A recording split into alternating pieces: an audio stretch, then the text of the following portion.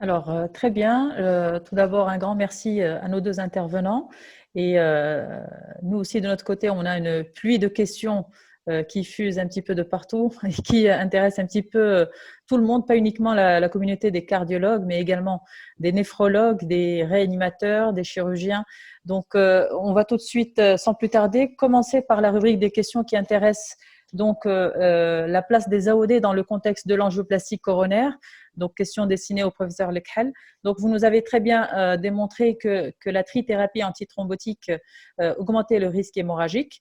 Et on a bien vu à travers les résultats des études mentionnées, c'est-à-dire Augustus, Pionnier et Ridual, que la bithérapie AOD et anti-P2Y2 était une association suffisante qui était bénéfique sans impacter sur la protection anti-ischémique. Donc, ce qui nous amène à penser, est-ce que finalement l'aspirine, il faut l'oublier dans l'ordonnance du coronarien, alors que jusque-là, elle a toujours été incontournable. Donc, plusieurs questions. Peut-on garder l'aspirine pour un certain profil de patient à plus haut risque ischémique? Oui, merci Amel pour cette question pertinente. Effectivement, hein, l'aspirine, tant que, je reviens toujours à cette balance ischémie-hémorragie, tant que le risque hémorragique est très élevé, donc l'aspirine, il faut la garder pendant une durée qui est très courte. C'est là l'intérêt du scoring, c'est là l'intérêt donc, des différents états cliniques, paracliniques, etc., pour essayer de calculer le risque hémorragique. Plus le risque hémorragique est élevé, plus on garde l'aspirine que pendant la durée, c'est-à-dire de l'hospitalisation péri-interventionnelle.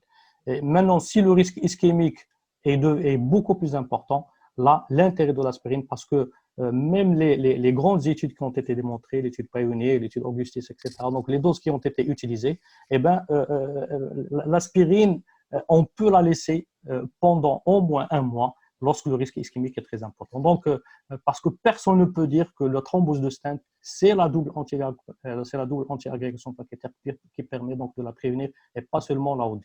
Donc, grosso modo, risque hémorragique très élevé, aspirine pour durée, on peut même l'abandonner juste après l'hospitalisation. Risque ischémique très élevé, on peut la prolonger un mois, voire même au bout de 3 mois, si le risque ischémique l'emporte de façon très importante par rapport au risque hémorragique. Très bien. Docteur Bourrelem, vous avez peut-être un complément de réponse? Oui, effectivement, on a tendance, en regardant la littérature, de penser qu'on est en train petit à petit d'abandonner l'aspirine, qui était le pilier des antiagrégants plaquettaires chez le coronarien. Je resterai quand même un peu plus prudent par rapport à l'aspirine. On sait que l'aspirine charrie beaucoup plus d'hémorragie digestive, etc. Mais là, par exemple, à l'ACC, la dernière ACC, je crois que c'est en voie de publication sur Circulation, il y a une étude qui s'appelle Compass Diabète, qui a donné du rivaroxaban et de l'aspirine comparé à l'aspirine seule ou du rivaroxaban seul à des patients qui étaient diabétiques a priori, qui avaient fait un antécédent soit de revascularisation, soit un accident ischémique. Et ça démontre une réduction des NACE. C'est ce qu'on devrait d'ailleurs s'habituer à dire maintenant, puisque les MACE n'incluaient pas les phénomènes hémorragiques. Maintenant, avec les NACE, on inclut les phénomènes hémorragiques avec les phénomènes ischémiques, etc. Et ça a montré une réduction même de la mortalité globale. Donc, c'est une étude qui vient nous rappeler que l'aspirine peut demeurer dans un certain profil de patients, en particulier les diabétiques, bien que dans cette étude, il y avait des patients non diabétiques qui ont été mis aussi dans le registre et ça a montré, l'étude a été d'ailleurs interrompue précocement parce qu'il y avait un gros bénéfice dans le groupe rivaroxaban aspirine. Donc je pense que on en arrive il y a une telle multitude de littérature qu'on en arrive à un moment où je pense où c'est vraiment le self-service, c'est-à-dire que chaque patient, chaque profil de patient je ne dirais pas que l'aspirine va disparaître de nos prescriptions. Effectivement, on a tendance à considérer qu'un patient sous AOD bénéficierait plus de l'association d'une cyanopyridine, en particulier clopidogrel, que de l'aspirine. Mais cette étude Compass, qui est une étude rigoureuse à la méthodologie parfaite, remet en question à nouveau ça. Alors que les études, je rappelle que toutes les études qui nous disent l'aspirine, c'est des études de non-infériorité sur le plan ischémique, sur des effectifs qui sont relativement petits, sachant que les complications de la maladie coronaire s'amenuisent avec les traitements préventifs, j'ose dire la revascularisation, etc.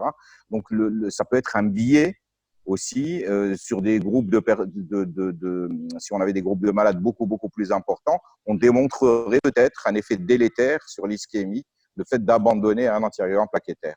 Donc, chez le malade à haut risque, je suis tout à fait d'accord avec notre ami Zoher, l'aspirine en périprocédurale, ça suffit. Chez les malades à haut risque, je pense qu'il faut prendre le temps de la réflexion avant de se dire on se passe de l'aspirine assez rapidement. D'accord, très bien. Donc le message est bien clair. Alors, qu'en est-il? Est-ce que je peux Oui. intervenir? Ne vous inquiétez pas, je ne vais pas parler de coroner, hein. Est-ce que je peux intervenir pour vous dire que moi j'ai beaucoup apprécié la présentation du professeur Lacal et je me dis quand même que tous ces scores, ils sont très, très intéressants, mais que la situation, elle est quand même assez simple maintenant, hein. Grâce à tous les travaux qui ont été faits par vous, par la communauté ces derniers temps, on a finalement une conduite à tenir qui est relativement simple. Cette conduite à tenir, c'est l'aspirine en période hospitalière uniquement, ensuite la bithérapie, et la bithérapie pour la période la plus courte possible. Alors bien sûr, il y a beaucoup d'exceptions, vous êtes des spécialistes, donc il y a sûrement des cas particulier. Mais si on a cette règle de conduite en général dans la tête, eh bien, on va peut-être arriver à pas avoir, à avoir très peu de problèmes, quoi, hein. Est-ce que vous êtes d'accord avec ça ou est-ce que vous croyez qu'il faut absolument qu'on calcule tous les scores, qu'on discute avec les dynamiciens, avec tout le monde à chaque fois? C'est qu'on a trois. Pardon. Oui, allez-y, docteur Wal, vas-y, allez-y. Non, tfadal, Allez-y, allez-y. Non, c'est beaucoup plus parce que nous savons ici, nous avons trois risques à prévenir. Vous avez le risque de thrombose de stent, que c'est la bithérapie qui a démontré le maximum de gains ici. Vous savez, la dernière étude, le Global EDERS avec le ticagrelor, donc ça a démontré qu'on ne peut pas se passer de l'aspirine, il faut absolument, c'est la bithérapie qui permet donc de prévenir la thrombose de stent. Vous avez la deuxième état de chose, c'est la thrombose, ou bien c'est la thrombose cérébrale, c'est-à-dire l'AVC cérébral. Ici, c'est là où dit il faut absolument le mettre, mais à dose qui permet une dose suffisante. Donc, le risque hémorragique, quand on associe les deux, la double anticoagulateur qui est seule qui permet de limiter la thrombose de stent, et quand on associe à l'AOD, là, le risque hémorragique il devient beaucoup très important. Et comme a dit le Dr Wallem, l'aspirine, ça a toujours suscité donc des problèmes gastriques, ça saigne toujours. Donc, plus on s'en passe, si le risque ischémique là est moindre par rapport au risque hémorragique, mieux c'est. Et là, l'attitude, il faut que ça soit toujours dynamique. C'est-à-dire que probablement aujourd'hui, le risque est très important, donc on va effectivement se passer de l'aspirine. Mais si d'ici 3 mois, si le risque ischémique réapparaît un peu plus important, là, on peut effectivement réintroduire l'aspirine. Donc, l'approche doit être vraiment pragmatique et au fil du temps, en fonction bien sûr des différentes données qu'on a. Oui, moi je suis tout à fait d'accord avec toi. Pour en revenir à ce que disait le professeur Doharo en disant c'est beaucoup plus simple maintenant, on a l'impression que c'est beaucoup plus simple. Il n'en demeure pas moins que en sortie de salle de cathétérisme, les malades ne se ressemblent pas. C'est-à-dire qu'il y a probablement un grand pourcentage de patients chez lesquels le résultat angiographique ou validé par de l'imagerie endocoronaire, etc., nous permet d'avoir une attitude tout à fait décontractée, si j'ose dire, par rapport à l'antiagression plaquettaire. Mais il y a quasiment tous les jours des malades beaucoup plus complexes pour lesquels le résultat est moins parfait, si j'ose dire, et pour lesquels on aura tendance à dire non, on va maintenir l'aspirine si le plus longtemps possible en fonction du risque hémorragique du patient. C'est pour ça qu'on n'est pas encore dans une ère de simplicité parfaite, mais c'est vrai qu'on y tend de plus en plus avec les nouvelles générations de stents, avec une réduction drastique des taux de thrombose de stents, etc. L'idée qui, moi, me taraude, ce n'est pas uniquement la thrombose de stent, c'est aussi l'évolutivité de la maladie coronaire en post-événement. Surtout sur les syndromes coronaires aigus. On sait que pendant les 3 mois suivant un syndrome coronaire aigu, on a une activité anti-10A et une activité de thrombine qui est beaucoup plus élevée que chez les patients normaux et que c'est un appel aux accidents ischémiques et que donc si on peut avoir un risque hémorragique pas très important, effectivement, je pense qu'on peut. Donc, on reste dans l'adaptabilité. Par contre, je suis d'accord avec le professeur Douaro pour dire que les scores sont importants, mais ils ne collent pas à la réalité pragmatique de tous les jours. Celui qui me semble le plus adapté, c'est le dernier, celui de le Ashper score, qui semble le plus pragmatique. Les scores precise d'apt et d'apt, etc., sont beaucoup plus difficiles à mettre en exergue dans notre activité de tous les jours. Marc HBR. Oui. Oui. D'ailleurs, il est très très facile maintenant. On l'a sur notre smartphone. C'est très pratique et ça permet de vous dire immédiatement est-ce que le risque hémorragique est très très élevé chez votre patient. Comme ça, on pourrait réduire effectivement la durée de la double antiagression plaquettaire, ne serait-ce que momentanément. Ouais. En sachant que sur un plan médico-légal, il n'est pas encore validé. Donc, oui, on attend les recommandations, mais certainement, il a tellement fait du buzz actuellement. Oui, je pense qu'il va l'être. Certainement, il va sortir dans les recommandations prochaines. Alors, très bien. Toujours dans la même rubrique, qu'en est-il par rapport aux patients qui sont connus ou testés résistants au clopidogrel? Quelle est la meilleure stratégie à proposer pour ce genre de patients? Oui, c'est une situation qui est très fréquente. Comme j'ai dit tout à l'heure, le clopidogrel, c'est presque dans 40%, il est inactif. Malheureusement, on ne fait pas systématiquement des tests de résistance. Mais si le test de résistance est fait et qu'effectivement le patient résiste, ou bien sur le plan clinique, le patient a déjà fait un accident thrombotique de stent sous clopidogrel dans ses antécédents, là on est obligé effectivement d'arrêter le clopidogrel et on peut mettre du ticagrelor. C'est pas une situation qu'on peut carrément l'éloigner. D'ailleurs, ça a été fait dans les 4 études qui ont été montrées. Donc, certains patients, j'ai dit tout à l'heure, presque 12% des patients ont été sous ticagrelor et qu'il n'y avait pas de risque hémorragique très, très élevé. Seulement, l'association là-dessus, il faut faire très, très attention en fonction du risque ischémique. Si le risque ischémique est très, très élevé, là, effectivement, on peut mettre du ticagrelor, ne serait-ce que pendant une courte durée, c'est-à-dire que pendant le risque hémorragique est dépassé.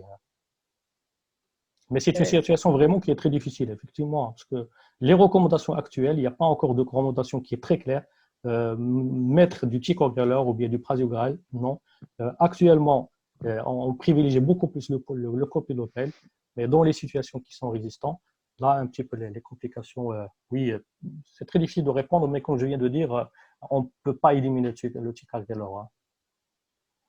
Je ne sais pas qu'est-ce qui se Docteur Bouralem, vous avez un complément de réponse? Oui, là, si je peux me permettre, alors il y a 2 choses. Sur le clopidogrel, il y a la résistance biologique, telle qu'elle est démontrée par les tests et génétique aussi.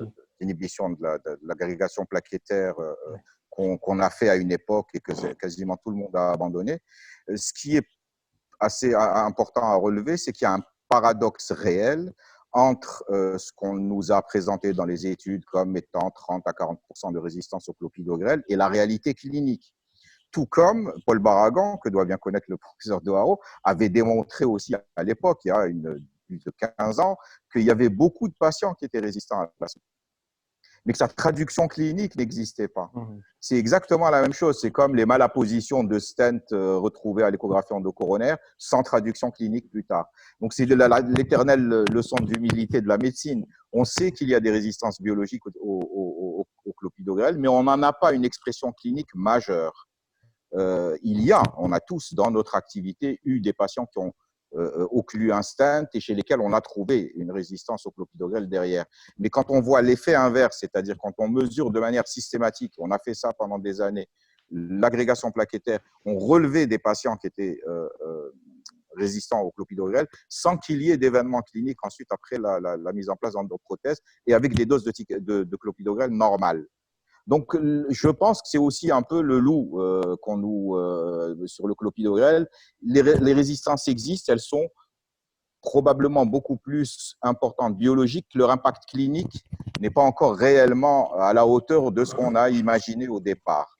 Les études sur les nouvelles thiénopyridines associées aux AOD arrivent et que probablement, ce serait le ticagrelor qui tiendrait la corde. Cela dit, il y a des études aussi qui, pour les AOD, c'est ça qui est rassurant. Pour les AOD, il y a un certain nombre d'études, certaines sont négatives, d'autres sont positives. Il y a des études qui se font sur le caractère anti-ischémique des AOD. Il est très possible, et les recommandations actuelles le disent, qu'à un moment donné, on arrête tout antiagrégat plaquettaire, on laisse les malades qui n'ont pas un fort risque ischémique sur le plan coronaire uniquement sous AOD. À partir de 6 mois, par exemple, ça ne choquerait pas de laisser des patients coronariens stables sous AOD en enlevant toute antiagrégation plaquettaire. Très bien. Alors, une question du professeur Arbi. Alors, il pose la question, le dabigatran a été reconnu comme exposant les patients à un petit surrisque donc d'événements coronaires. Par quel biais? Et puis, doit-on de ce fait exclure toute prescription de cet AOD dans la population des patients coronariens en fibrillation atriale?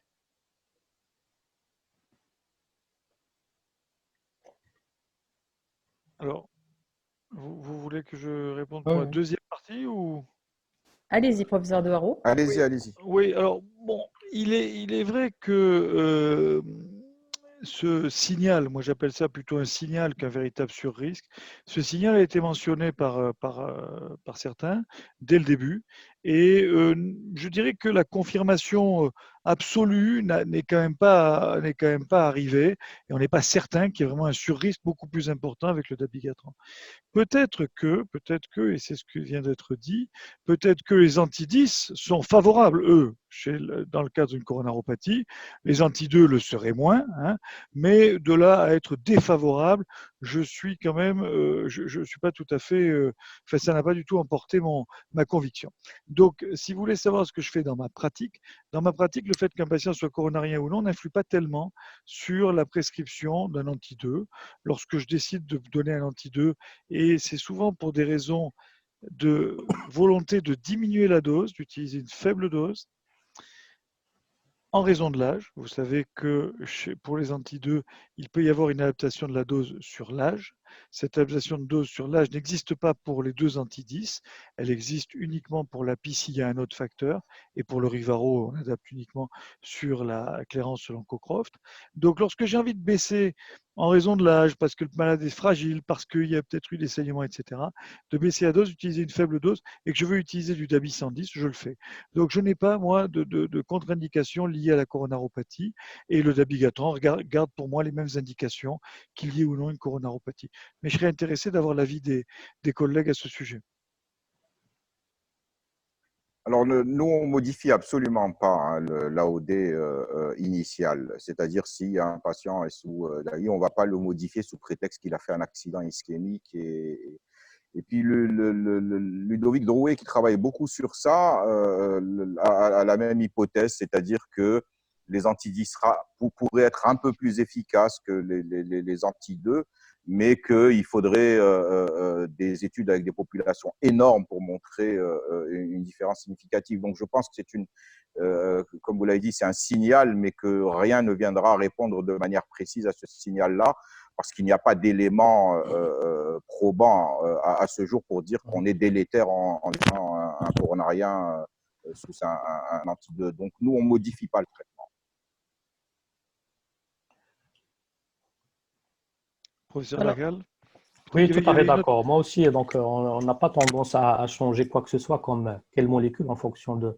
C'est-à-dire que lorsqu'un patient, on l'est amené pour une maladie coronaire après une angioplastie, lorsqu'il prenait un éventuel AOD, généralement, on le laisse. On n'a pas cette tendance, on n'a pas remarqué dans notre pratique de tous les jours que telle molécule ou telle AOD a beaucoup plus un impact ischémique par rapport à d'autres. C'est vrai, ça a été dit dans la littérature, mais sur le plan pratique, probablement que Dr. Boualem, il a besoin de beaucoup d'études avec un nombre de patients qui est très, très important pour essayer de démontrer cet état de choses.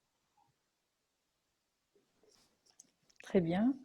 Alors, la question est destinée en fait à nos trois intervenants. Dans l'étude de Pioneer AFPCI, l'étude a utilisé des posologies donc inférieures de rivaroxaban, qui sont des doses de 15 mg, ces doses étant des doses inférieures à celles qui ont prouvé la réduction des AVC dans l'étude Rocket. Comment pouvez-vous expliquer un tel bénéfice? Tu sais, Amel, c'est parmi les limites de l'étude Pioneer, hein, l'analyse des critères secondaires, notamment les MACE, a montré que l'efficacité de chacune des deux doses de rivaroxaban est utilisée, c'est-à-dire le 15 et le 2,5. D'ailleurs, le 2,5, c'est vraiment une dose qui est très infime par rapport à la dose qu'on utilise même pour l'AVC, mais ces deux doses semblaient presque similaires à celles du traitement standard, bien que ce sont des doses qui sont infrathérapeutiques par rapport à celles utilisées dans la fibrillation atriale non valvulaire. Cependant, le nombre d'événements était faible, et puis l'étude a été aussi critiquée dans le fait, il a été estimé que presque il aurait fallu plus de 14 000 patients dans chaque groupe pour essayer de démontrer la supériorité, parce que l'étude finalement, comme vous le savez, ça n'a pas été fait dans la supériorité ou bien la non-infériorité. Donc, il fallait probablement inclure presque de 40 000 patients dans le Pioneer au lieu de 200, au lieu de 2000, pour essayer de répondre à ce que, effectivement, est-ce qu'il y a une supériorité ou une infériorité par rapport à la prévention de l'AVC. Donc, là, je pense que effectivement, le 15 mg n'est pas utilisé, le 2,5 aussi n'a pas prévenu, mais pour le moment, tant qu'on l'associe avec l'aspirine, avec le clopidogrel, l'étude Pioneer, c'est la seule d'ailleurs, probablement on entendra d'autres études, bien d'autres méta-analyses pour essayer de démontrer est-ce qu'effectivement le 15 mg suffit dans ce contexte, à la fois pour prévenir le risque ischémique et thrombotique au niveau cérébral. Je ne sais pas qu'est-ce qu'ils en pensent, nos amis. Docteur Bouralen. Oui, en fait, on est encore dans une période qui est en train justement de se terminer. On est encore dans une période d'études de sécurité. En fait, toute cette cuisine-là, avec l'arrivée des AOD, l'arrivée des cyanopéridine, etc., on est encore dans une époque où l'ensemble des études sont des études plutôt de sécurité qui nous montrent la sécurité sur le plan hémorragique de telle ou telle association avec une non-infériorité sur le plan ischémique. C'est tout. Et donc, la réponse exacte à cette question, on ne peut pas la donner avec les éléments donnés par ces études actuellement, mais on arrive petit à petit à des études d'efficacité. C'est obligatoire, on ne peut pas en rester là. Et donc, on en saura plus dans les années à venir avec des études d'efficacité, avec des doses plus réduites de ces associations-là. Et j'aimerais bien avoir, moi, l'avis du professeur Doharo sur le plan AVC, ce qu'il en pense sur ces études de sécurité qui permettent d'associer donc des AOD avec une monothérapie antiaérienne plaquettaire, qui apparaissent sécuritaires sur le plan hémorragique, qui apparaissent non inférieures sur les événements ischémiques, mais qui ne prouvent pas une supériorité réelle ou une réelle non-infériorité si on avait des groupes de malades beaucoup plus importants. Oui, non, mais je suis absolument d'accord. Alors, bon, ces études de sécurité, il les fallait. Il fallait quand même qu'on soit rassuré vis-à-vis de l'utilisation de ces médicaments, et c'est ce qui a fait avancer les choses. On a vu, elles sont très intéressantes, mais elles ne répondent pas à la question, effectivement, de l'efficacité et de la protection du patient. Alors, il faut raisonner, et on n'aime pas trop ça en médecine, hein. On en a beaucoup parlé ces derniers temps de la médecine basée sur les preuves. Il fallait absolument des preuves, et c'était difficile à obtenir dans le cadre d'une épidémie. Et voilà. Mais là, on aura peut-être le temps d'avoir les réponses, mais aujourd'hui, on ne les a pas. Donc, on est obligé de raisonner finalement en utilisant les éléments qui nous intéressent dans la littérature.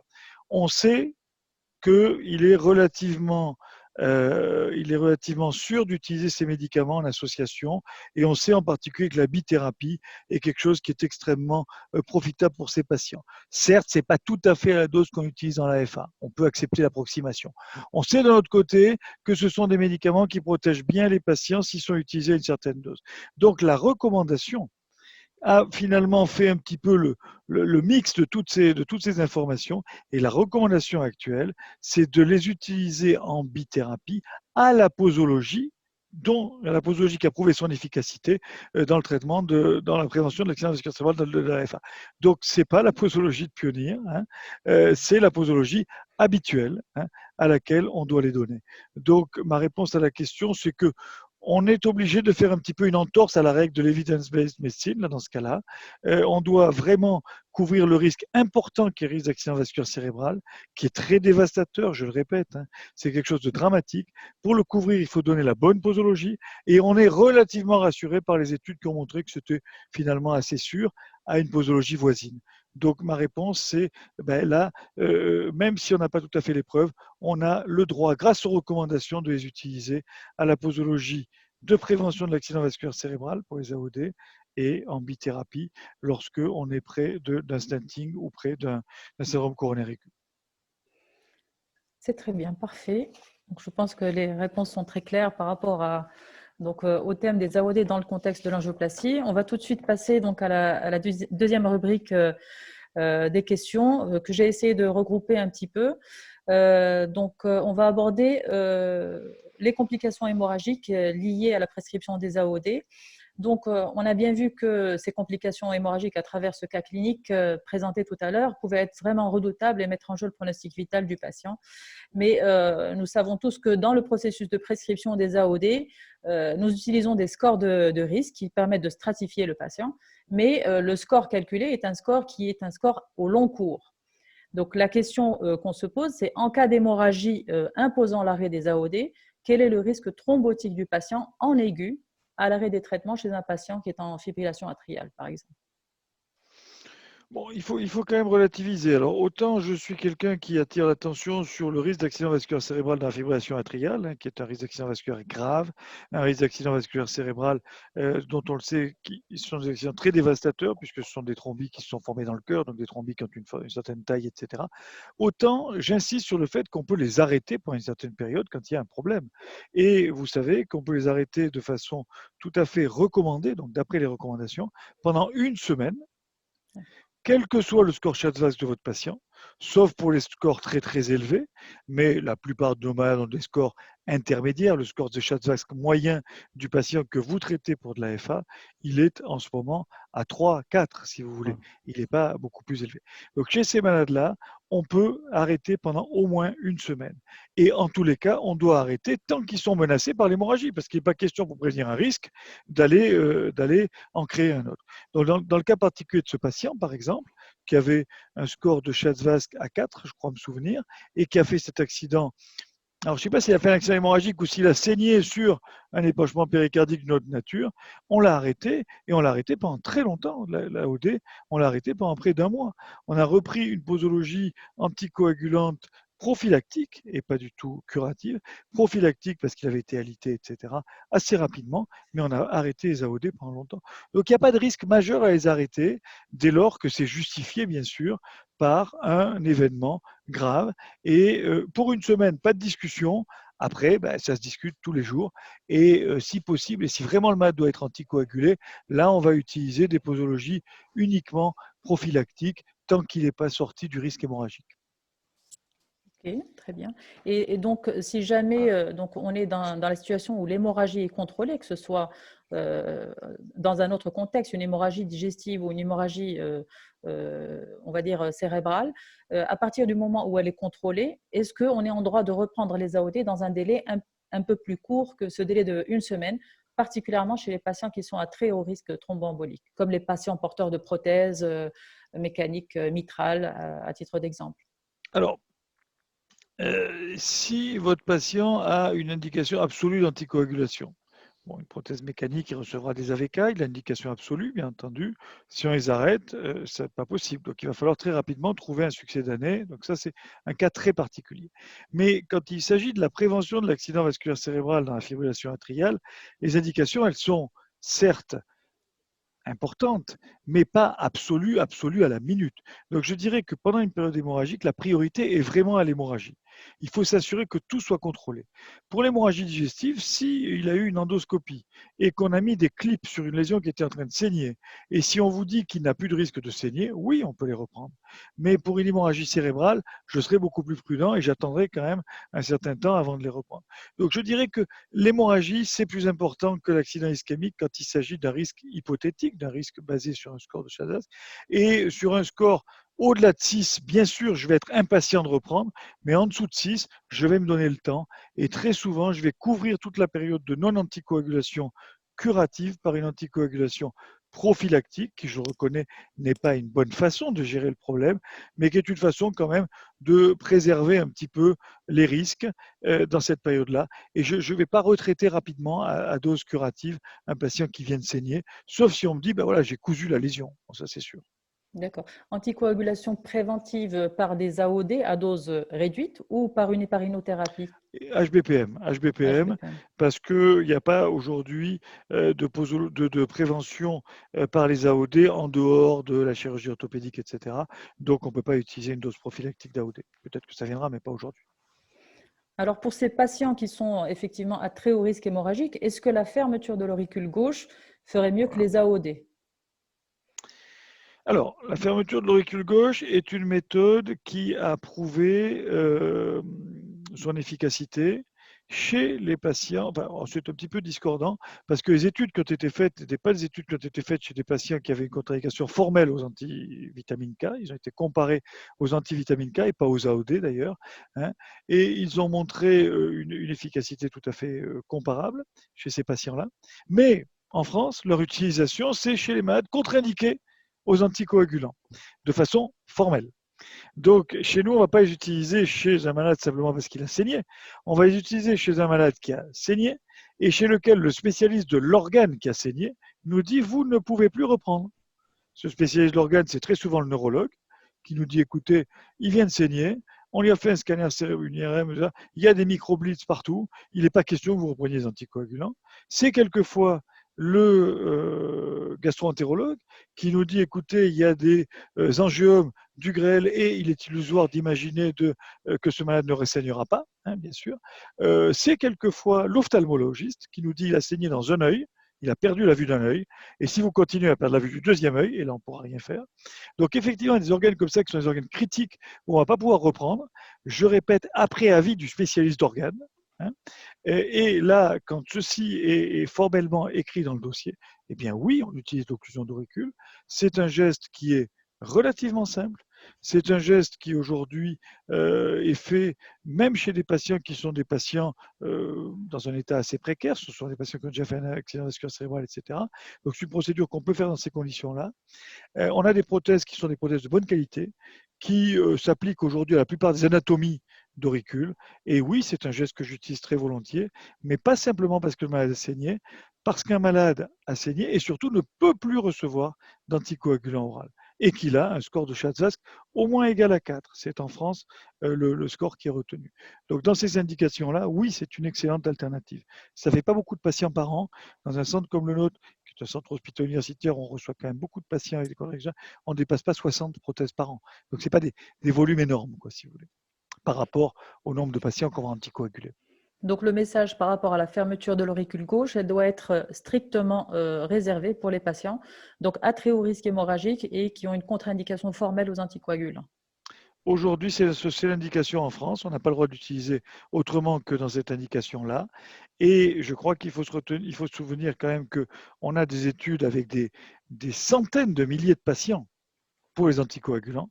On a quand même beaucoup moins de preuves pour l'occlusion de l'auricule. Donc pour moi, l'occlusion de l'auricule, c'est quand je ne peux pas donner l'anticoagulant.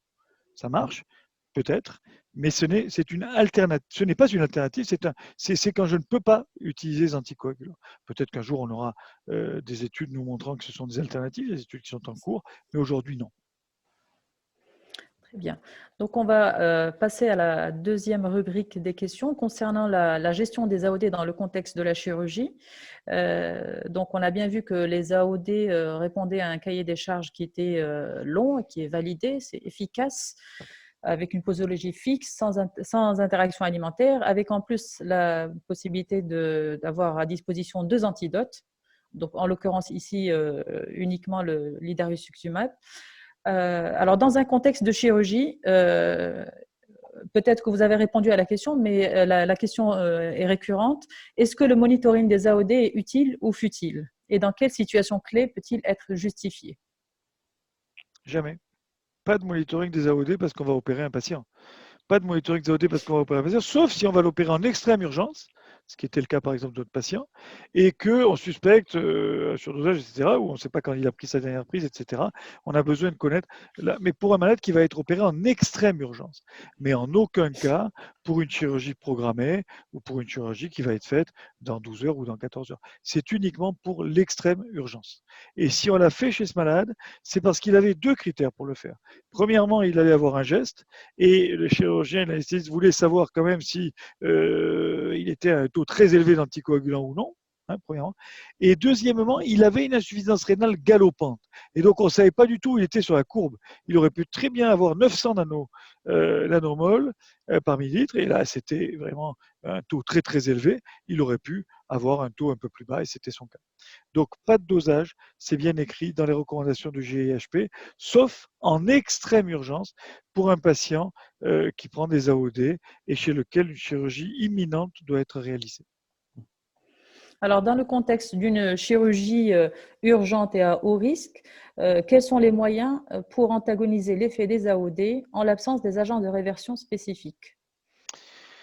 Alors, bon, l'idarucizumab est disponible pour l'anti-2. Alors, c'est vrai qu'on l'utilise très très rarement, hein, mais c'est possible de l'utiliser, et il est redoutablement efficace, et il permet de rétablir une activité de coagulation tout à fait normale dans les heures qui suivent la perfusion. C'est quand même extraordinaire. Sans rebond de risque thrombotique. Donc ça, c'est très important. Alors, si on n'a pas ça, qu'est-ce qu'on fait? On utilise les moyens de façon séquentielle. Le premier des moyens, évidemment, c'est d'aller traiter la zone qui saigne. Si c'est un polype, on va aller rapidement s'en occuper. S'il y a une possibilité chirurgicalement d'aller réparer quelque chose qui est en train de saigner, c'est la première mesure qui est recommandée. La deuxième mesure qui est recommandée, c'est d'utiliser éventuellement des concentrés de facteurs de coagulation. Alors, on a vu qu'en France, on utilise le PPSB. On peut éventuellement utiliser des concentrés avec du facteur 7 activé, mais ce n'est pas recommandé parce que ça va placer le malade dans un état d'hypercoagulabilité qui n'est pas souhaitable. Donc, éventuellement, le PPSB. N'oubliez pas qu'on utilise une double dose par rapport à la dose habituelle.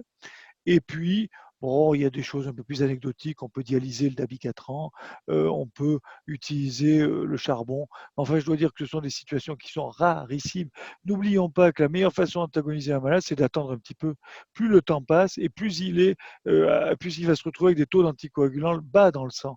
Et donc, on ne va pas avoir de problème particulier. Regardez, même chez ce patient qui arrive en extrême urgence, qui a pris son comprimé le matin alors qu'il a une tamponnade, eh bien, il va être évacué de sa tamponnade à 4 heures de la prise de l'anticoagulant.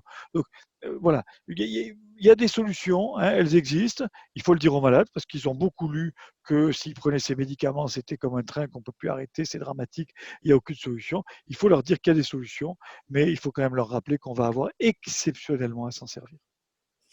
Très bien. Alors, toujours concernant les antidotes, certaines études ont montré qu'il y avait, peut-être pour l'andexanet, un surrisque prothrombotique dans les situations urgentes. Est-ce que finalement, ça met un peu à mal la place des antidotes, et peut-être juste souligner l'intérêt des produits sanguins, du PPSB, des complexes prothrombiques? Peut-être qu'ils sont suffisants finalement. Alors, l'Andexanet, il y a deux. D'abord, il faut savoir que dans le programme de développement, c'est un peu particulier, c'est-à-dire que autant l'idarucizumab a été développé par le laboratoire qui développe le produit, autant là, c'est un autre laboratoire qui a voulu développer un anti-10 qui marche pour tous un antidote qui marche pour tous les anti-10, y compris, vous l'avez vu tout à l'heure, pour les HBPM. Donc on se retrouve avec un produit qui est peut-être un peu moins spécifique et un peu moins efficace. Donc il y a une efficacité qui est un peu moindre, et effectivement il y a des rebonds éventuellement de coagulation qui sont observés après. Je n'en ai absolument aucune expérience. Donc je ne peux pas répondre à la question, mais c'est effectivement, à mon avis, une raison de plus pour les utiliser le moins possible. Je rappelle toujours que nous étions inclus à la Timone dans le protocole de validation de l'idarucizumab, et que sur un an, malgré un service d'urgence qui est un gros service d'urgence, un très gros service d'urgence, on n'a jamais eu à se servir d'antidote aux AOD. Donc c'est quand même une situation qui est exceptionnelle. Il faut le dire, il faut le marteler, il faut le répéter, surtout aux patients qui sont inquiets, parce qu'ils ont entendu qu'on allait leur donner un médicament pour lequel on n'est pas capable, si jamais ils saignent, de faire quoi que ce soit. S'ils saignent, la plupart du temps, il n'y a rien à faire et tout se passe bien. Très bien. Alors là, je vais aborder des questions qui ont été posées par des chirurgiens cardiaques. Concernant la place des AOD dans les valvulopathies, y a-t-il une place pour l'anticoagulation post-opératoire par AOD dans les valvulopathies opérées en fibrillation atriale? Alors non, hein. Non, à partir du moment où on met une valve, bon, si c'est une valve mécanique, bon, on n'en parle pas. Si c'est une bioprothèse, il faut attendre 3 mois avant de pouvoir utiliser l'AOD. Donc pendant 3 mois, en général, pas en général, ce qui est fait, ce sont les AVK. Chez un malade qui serait en fibrillation atriale, il va recevoir des AVK pendant 3 mois et au bout de 3 mois, il va être switché aux AOD. C'est d'ailleurs très important d'avoir des protocoles très stricts avec vos services de chirurgie pour bien revoir les malades à 3 mois parce que sinon il va rester aux AVK indéfiniment, c'est un petit peu dommage. Ce serait Donc bioprothèse et plastie.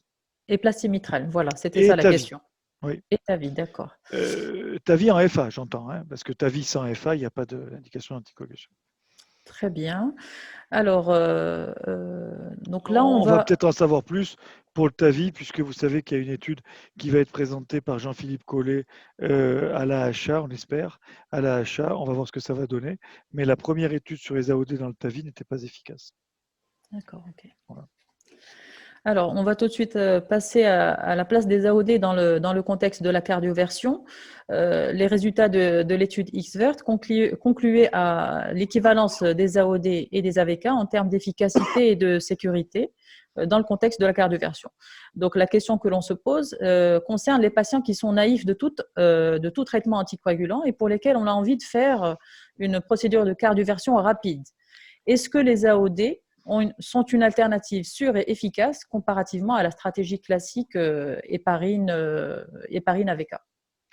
Alors, pour une stratégie rapide, bon, alors d'abord, petit préambule. On est un petit peu dans la situation de tout à l'heure. Là, on disait qu'il n'y a pas d'études à grande échelle. Effectivement, là non plus, il n'y a pas d'études à grande échelle, hein. AOD et cardioversion, ce sont des études, là aussi, des études exploratoires sur des petits nombres de patients, petits par rapport aux effectifs dont on a l'habitude, mais qui vont toutes dans le même sens. Et depuis qu'on utilise les AOD, parce que déjà il y avait un sous-groupe de patients dans les études Princeps, dans les études de phase 3, parce qu'il y avait déjà un sous-groupe de patients qui avaient reçu une cardioversion, on s'est permis des cardioversions sous AOD depuis le début. Et je dois dire que je n'ai jamais entendu parler à ce jour d'un risque particulier. Donc je crois que là aussi, on doit faire une entorse à l'evidence-based.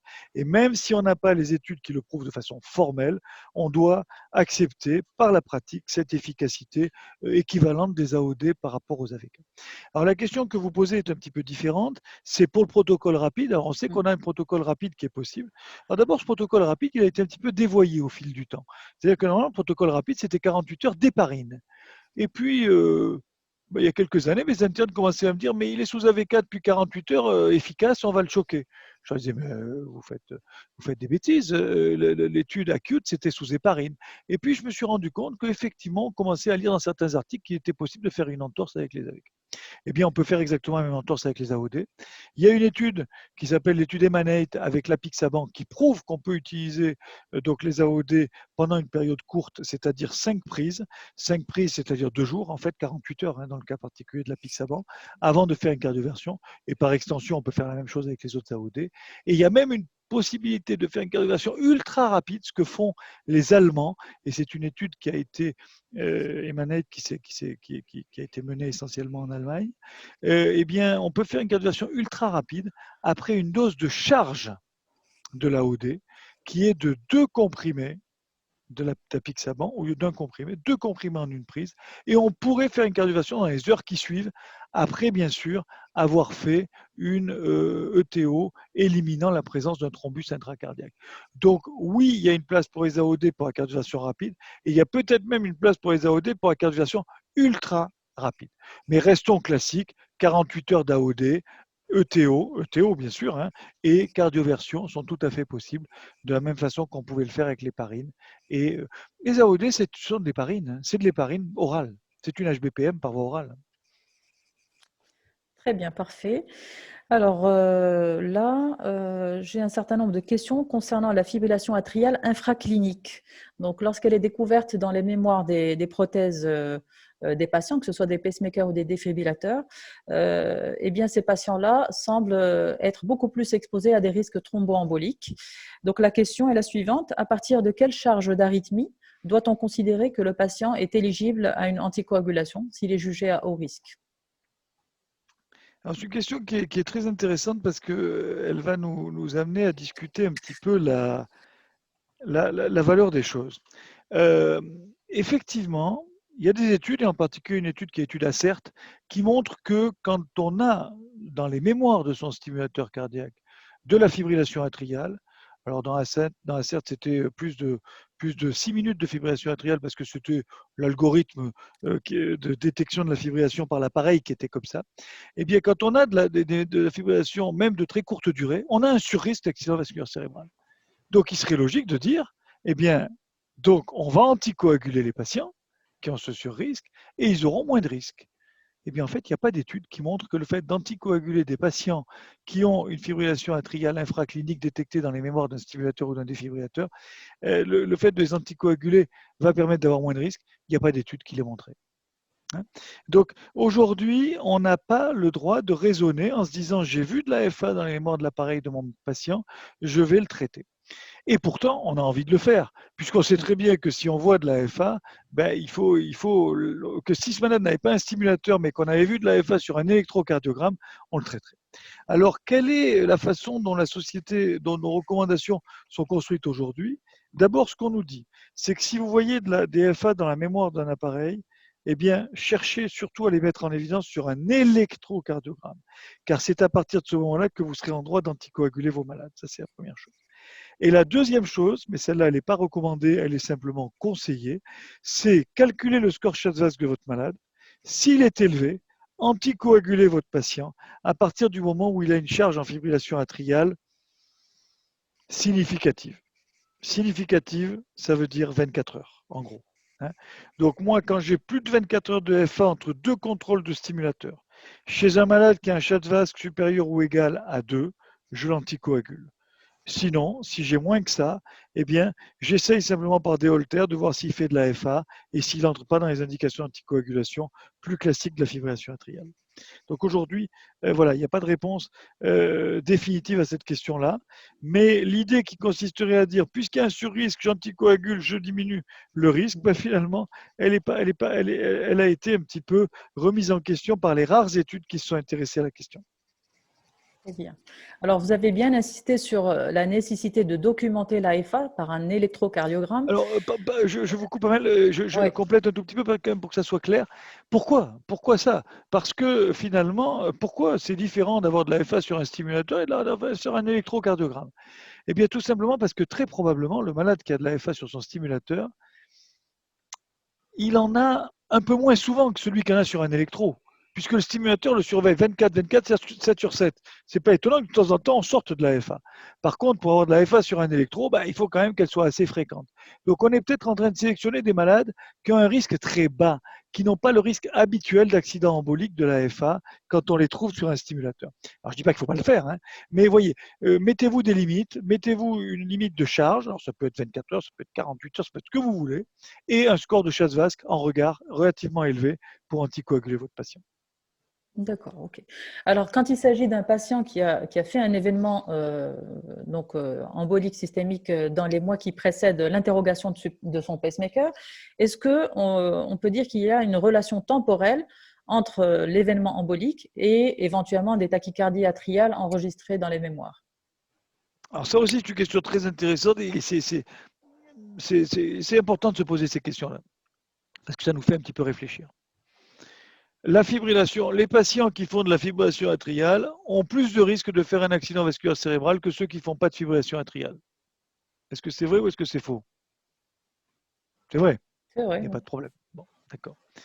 Je vois de la fibrillation atriale maintenant. Comme je vois de la fibrillation atriale, mon malade va faire un accident vasculaire. S'il doit faire un accident vasculaire cérébral, c'est forcément en rapport avec cet épisode de fibrillation atriale que je vois aujourd'hui. Vrai ou faux? C'est Faux. vrai. C'est faux. Non. On a Bon. envie que ce soit vrai, mais c'est faux, malheureusement. toutes les études qui se sont intéressées à l'accident vasculaire cérébral d'un patient fait aujourd'hui et à une documentation de fibrillation atriale dans les 30 jours qui ont précédé, montrent qu'il n'y a pas forcément de fibrillation atriale dans les 30 jours qui ont précédé. Qu'est-ce que ça veut dire? Ça veut dire qu'un patient qui a fait de l'AFA est un patient qui a un surrisque d'accident vasculaire cérébral, mais ce surrisque n'est pas forcément lié à un épisode donné de fibrillation atriale. Il a un surrisque en général. Et vous voyez d'ailleurs que dans le chasse vasque, il n'y a rien à voir avec la fibrillation. Il y a l'insuffisance cardiaque, il y a l'hypertension, il y a l'âge, il y a le diabète, il y a, bref, des facteurs de risque vasculaires au sens large. Et un patient qui fait de la FA, il a des risques de faire un accident vasculaire cérébral. Mais ce n'est pas parce qu'il est en FA qu'il a plus de risques que quand il n'est pas en fibrillation atriale. Et c'est pour ça que c'est complètement ridicule quand un malade vient me voir et me dit « Docteur, vous m'avez prescrit un anticoagulant, mais je ne l'ai pas pris. » Ah bon, ça commence mal. Si vous ne faites pas ce que je vous dis, c'est un peu dommage. Non, non, docteur, je fais quand même un petit peu ce que vous m'avez dit. Chaque fois que je ressens de la fibrillation, je prends le médicament. Alors, il a 2 fois tort. Il a tort une fois parce que d'abord, il ne ressent pas toujours de la fibrillation, donc il en ressent de temps en temps et il croit qu'il se protège. Et deuxièmement, ce n'est pas parce qu'il est en FA qu'il est à risque. C'est parce qu'il a fait de la FA. Il a un surrisque en tant que patient, pas en tant qu'épisode de fibrillation atriale. Il faut se sortir absolument de l'épisode. Il faut simplement se dire que la FA, c'est un marqueur de risque. Il n'y a pas un lien de causalité direct. Ce n'est pas parce que tout à l'heure je suis en FA que je vais emboliser demain matin. On a quelques malades, effectivement, qui ont embolisé après être passés en FA. Mais c'est peut-être le hasard. La plupart de ceux qui font un accident vasculaire cérébral alors qu'ils font de la FA n'ont pas fait d'épisode dans les 30 jours qui ont précédé et n'en feront pas dans les 30 jours qui suivent. Il y a une magnifique étude qui s'appelle l'étude Trend qui a montré ça de façon extrêmement graphique et très jolie. Vous avez c'est Daoud l'auteur, vous avez une barre de temps qui est alignée sur l'épisode de FA, sur l'épisode d'AVC, pardon, de malades qui ont fait un AVC. Hein, et tous ces malades sont des malades qui ont des prothèses implantées. Donc il sait avec précision quand ils ont fait de la FA par rapport à l'épisode. Et en fait, vous regardez par rapport à ce temps zéro, il y en a très peu qui en ont fait dans les 30 jours qui précèdent et très peu qui en font dans les 30 jours qui suivent. Mais tous sont des malades qui font de la FA. Et effectivement, quand vous traitez un malade qui fait de la FA par les anticoagulants, vous diminuez son risque. Mais pas parce que vous diminuez le risque lors d'un épisode de FA, parce que vous diminuez son risque global. Voilà. D'accord, ok, très bien. Alors, on va tout de suite passer à des questions qui ont été posées par des collègues néphrologues qui sont également très intéressés par ces AOD, en particulier en sachant que la population des insuffisants rénaux est une population qui est à très haut risque, aussi bien embolique que hémorragique. Donc, la question qui est posée est la suivante. Quel est le profil de tolérance des AOD dans le contexte d'une insuffisance rénale modérée à sévère comparativement aux antivitamines K? Alors, pour les néphrologues, je dirais que ce que j'ai appris de mes relations avec les néphrologues, mes relations récentes avec les néphrologues, c'est que au stade de la dialyse, donc pour le malade qui fait de la fibrillation atriale et qui est à un stade d'insuffisance rénale très, très évolué, le bénéfice d'anticoagulation n'est pas certain. Donc, il y en a certains qui n'anticoagulent pas, et puis il y en a d'autres qui anticoagulent avec un risque quand même hémorragique qui est important. C'est que ces malades qui ont des dialyses ont des interventions fréquentes pour les fistules, etc. Donc, ils passent leur temps à faire le yo-yo comme ça et ils ont un risque qui est relativement important. Par contre, en dehors de la dialyse, l'insuffisance rénale chronique, donc au stade 4, au stade 3, au stade 2, est un malade qui a absolument un bénéfice à prendre un traitement anticoagulant. Donc, la première chose dont je voudrais être sûr, mes collègues néphrologues, nos collègues néphrologues sont sûrement d'accord avec ça, c'est que ces malades-là, il faut les anticoaguler. Oui, au même titre que les autres, et peut-être même un peu plus que les autres encore. Bon, donc oui. Après, la question de l'AOD, il y a des règles de prescription, malheureusement. Il y a des AMM, malheureusement, heureusement, et ces AMM, elles nous disent que si on a un Cockcroft inférieur à 15 minutes pour l'API ou le Rivaro, on ne peut pas. Et puis, si on a un Cockcroft inférieur à 30 minutes pour le DABI, on ne peut pas. Voilà. Donc, on ne peut pas les utiliser dans ces indications-là. Aux États-Unis, l'apixaban a une AMM chez insuffisant rénal chronique, parce que voilà, ils ont fait les études qu'il faut pour le montrer et tout ça, mais on n'a pas le droit de l'utiliser chez nous. Donc je dirais qu'aujourd'hui, malheureusement, chez les malades qui ont une insuffisance rénale chronique avec des critères de non-prescription de l'AOD, ben, on est obligé d'utiliser les AVK. Ces malades-là peuvent aussi recevoir quelquefois une occlusion d'auricule, s'ils ont une contre-indication formelle, hein, s'ils ont saigné, etc. Pourquoi pas? Ce sont de très bons candidats à l'occlusion d'auricule. Très bien. Alors, la deuxième question, elle était en fait relative par rapport aux patients ayant une maladie rénale terminale, et je pense que vous avez répondu à la question. Suite à la publication d'une étude justement de la Mayo Clinique qui effectivement autorisait la prescription de l'apixaban à la dose pleine, et c'est ça ce qui est étonnant, à la dose pleine de 5 mg, laquelle a en effet montré un bénéfice aussi bien sur la réduction des saignements hémorragiques que sur la réduction des événements ischémiques. Donc, pour vous, en tant qu'expert en AOD, est-ce que vous pensez, parce que je sais que les Européens sont plus prudents par rapport à cette prescription, est-ce que vous pensez qu'un jour ou l'autre, on y arrivera vu le profil pharmacocinétique de l'apixaban, on est très tenté d'imaginer une prescription, en tout cas de cet AOD, dans cette population de patients. Alors j'espère qu'on y arrivera, hein, parce que ça simplifiera bien la vie des patients. Les AVK, c'est difficile chez ces malades-là, qui ont des INR qui n'arrêtent pas de bouger. Aujourd'hui, on n'a pas suffisamment d'arguments pour le faire. Il y a une petite étude qui a été présentée à l'ACC ou à l'AHA l'année dernière et qui a été interrompue. Alors on ne sait pas très bien si c'est le sponsor, qui en l'occurrence c'était l'apixaban, si c'est le sponsor qui a arrêté parce qu'il n'y avait pas suffisamment d'inclusion, etc. Donc je crois qu'on va avoir du mal à avoir les preuves aujourd'hui. On a quelques études institutionnelles. En France, ça s'appelle des PHRC. Il y en a quelques-uns. Il y en a sûrement dans d'autres pays, dans le vôtre également, des études institutionnelles. Peut-être qu'on aura la réponse avec ça. Mais aujourd'hui, c'est difficile. Il faut savoir que l'utilisation de la piche chez insuffisant rénal, c'est pas basé sur des études cliniques, c'est basé sur des études de pharmacocinétique. Hein.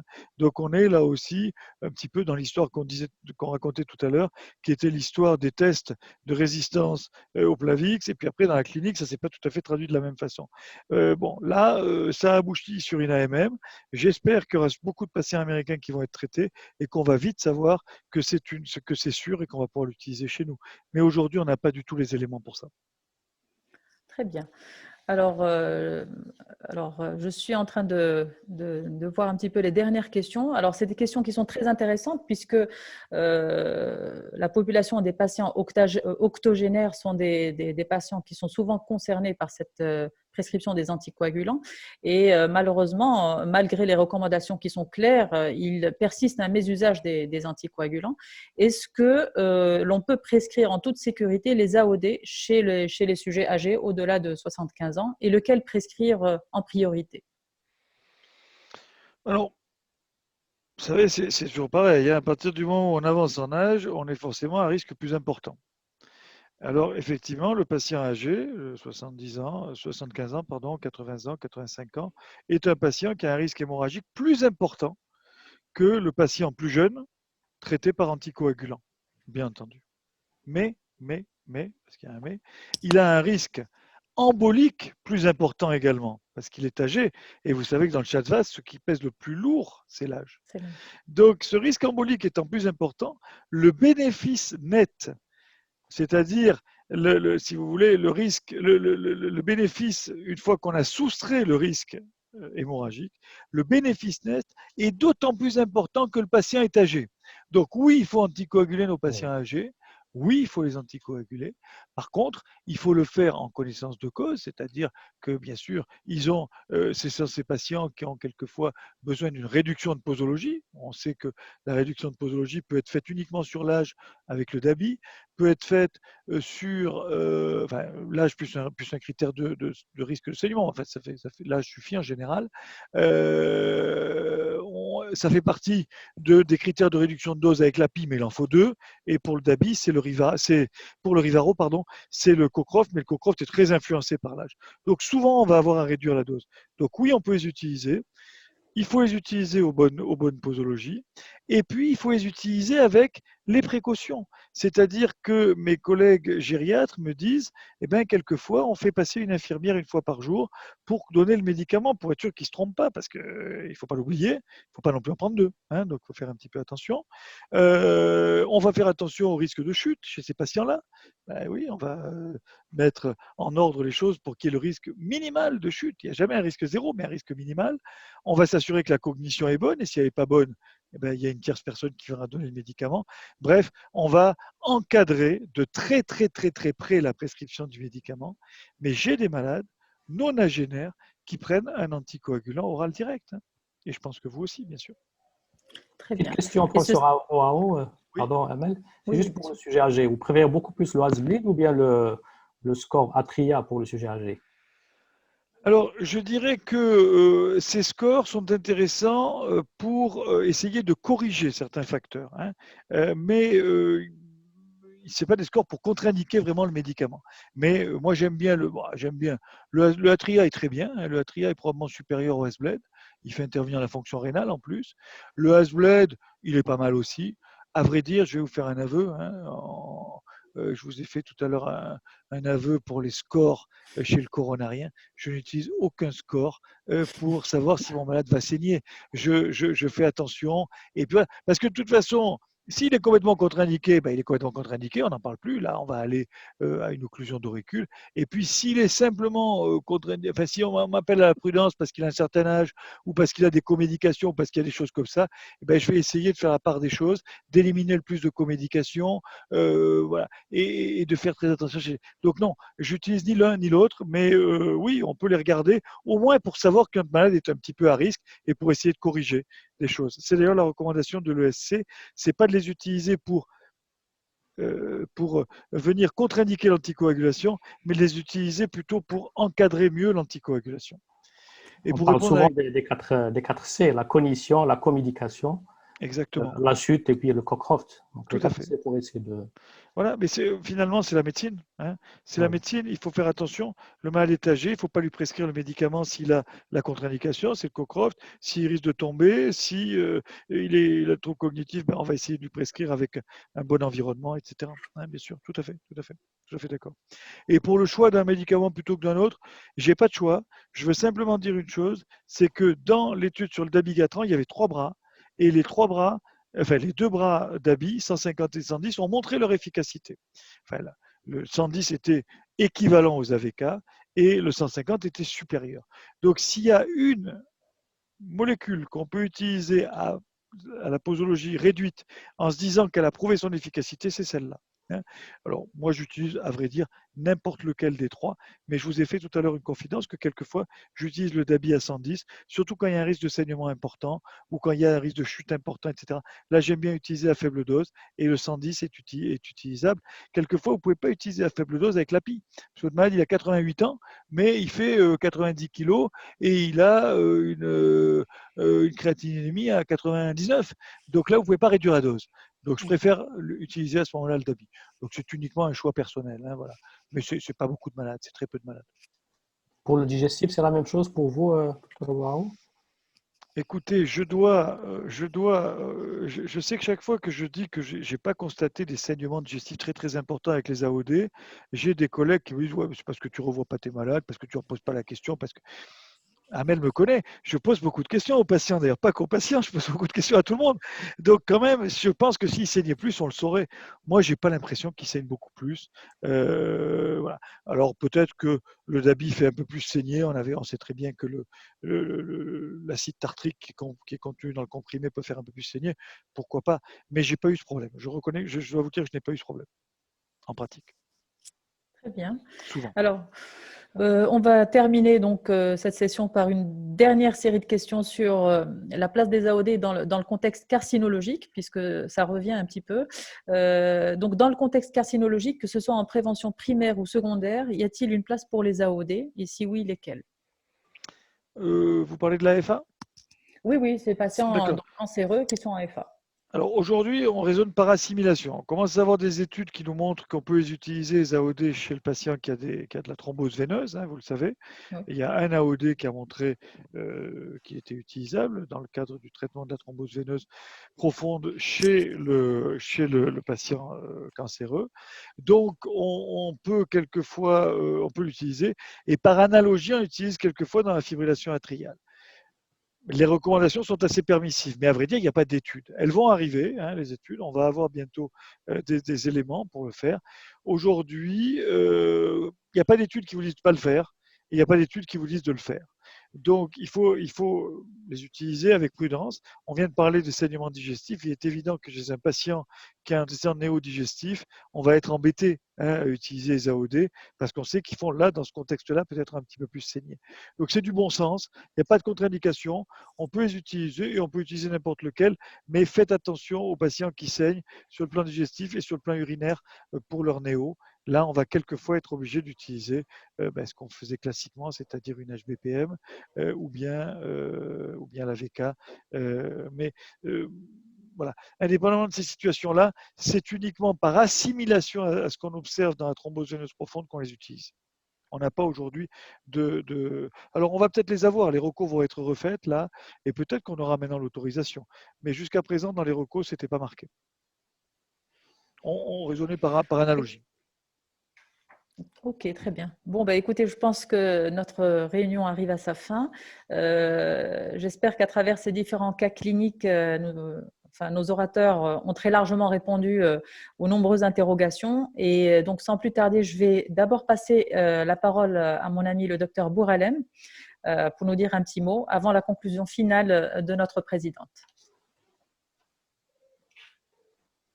Merci au docteur Lekhal et au docteur Waouh. J'ai beaucoup appris. Une note d'optimisme sur les cancéreux. J'avais lu la dernière fois une petite étude qui démontrait que les néocoliques des gens qui étaient sous AOD avaient un meilleur pronostic que ceux qui n'avaient pas d'AOD parce qu'ils étaient découverts plus tôt, parce que ça les faisait saigner plus tôt. Donc voilà, comme quoi à chaque face qu'on craint, il y a des faces aussi positives. Sur le plan de l'association de tous ces médicaments, moi je reste étonné de ce à quoi on est arrivé quand on a commencé à prescrire des AVK et quand Paul Barragan, il y a pratiquement presque 30 ans maintenant, nous avait dit qu'il fallait prescrire à l'époque de la ticlopidine avec de l'aspirine, etc. On considérait qu'on faisait des choses totalement folles. Et quand je vois les associations auxquelles on arrive, que des patients nonagénaires peuvent être sous AOD et antiagrégants plaquettaires, etc., ça a un côté relativement rassurant sur l'arsenal thérapeutique qu'on a en main et qui nous permet effectivement de continuer à traiter des patients même à très haut risque. Donc, avoir un risque hémorragique ne veut pas dire ne pas avoir d'AOD, ne pas avoir d'antiagrégants plaquettaires. Par contre, ce qui se détermine, et ce qui ressort de ce que disait beaucoup le professeur de Haro, c'est qu'en définitive, c'est la médecine, c'est réellement l'acceptation de solutions complexes à chaque cas. Et que les études randomisées ne sont, pour nous tous, en fait, qu'un outil qui nous permet d'avoir une attitude déterminée. Mais tous les cas complexes qu'on n'a pas arrêté d'évoquer cet après-midi sont à gérer avec le bon sens et avec la mesure. La même chose pour les scores. Les scores sont effectivement des choses qui nous permettent d'apprendre, de nous adapter, mais il est évident qu'on ne va pas tous fonctionner en regardant devant chaque malade un score exact. C'est un apprentissage qui finit par nous donner des réflexes et on se rend compte souvent en regardant les scores que notre raisonnement de médecin tout simple a déjà permis de regarder 90% de ce que nous proposait le score. Voilà ce que je voulais dire. Merci beaucoup aux orateurs. J'ai beaucoup appris cet après-midi. Donc, c'est Aïcha qui doit conclure. C'est le temps. Voilà. Sors de la cuisine. Voilà, je suis là. Donc, qu'est-ce que je vais rajouter de plus sinon qu'un mot de remerciement final. Donc, c'était un après-midi extrêmement riche en enseignements, extrêmement convivial, extrêmement instructif. Donc, merci au professeur de Haro d'avoir été avec nous. Merci Kamel pour ta grande générosité, ta spontanéité que l'on connaît. Merci Zoher d'avoir partagé avec nous ton expérience à propos de ce cas clinique. Merci à Amel, tu as été extrêmement brillante lors de cette modération. Et donc voilà, je vais vous donner, comme à l'accoutumée, donc le planning du restant de la semaine concernant nos différents webinaires nationaux cardiologiques. Donc, je vous donne rendez-vous demain, mercredi, donc à 16h30 pour un webinaire qui est préparé par l'Association des cardio privés de Rabat et qui est coordonné par mon ami Leila Haddour et mon ami Jamel Agoumi. Je vous donne rendez-vous le jeudi pour un webinaire où prendra la parole notre ami le professeur Mostafer à 15h. Un rendez-vous incontournable du week-end, ce sont les webinaires organisés par nos amis de l'AMCAR le samedi et le dimanche à 14h. Et quant à la Société marocaine de cardiologie, ne ratez pas les fameux mardis de la SMC. Donc, on vous donne rendez-vous mardi prochain, donc le 19 mai à 16h30, avec nos panels d'experts nationaux, les professeurs Bennis, Beniès, Mostafer et Alami, qui vont vous présenter donc une thématique sur la prise en charge de l'insuffisance cardiaque.